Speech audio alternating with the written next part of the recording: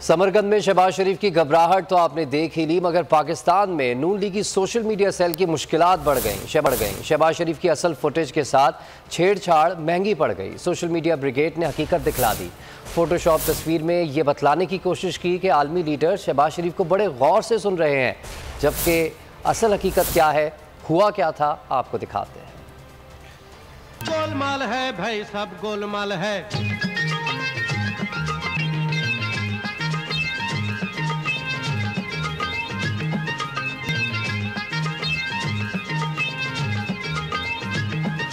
गोलमाल है भाई, सब गोलमाल है। गोलमाल है भाई, सब गोलमाल है।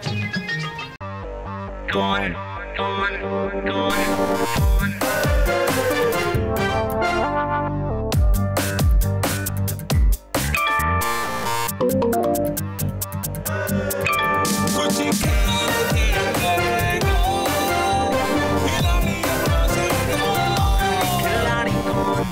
यहाँ सबको सब कुछ चाहिए, फेम और पैसे। लेकिन ये सब होगा कैसे?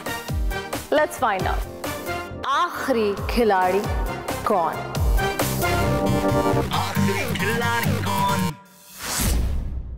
सबसे ज्यादा व्यूज, सबसे ज्यादा रील्स और सबसे ज्यादा रेटिंग के साथ बोल अब भी नंबर 1 पोजीशन पर बरकरार। सब्सक्राइब करें और बेल दबाएं ताकि कोई खबर रह न जाए।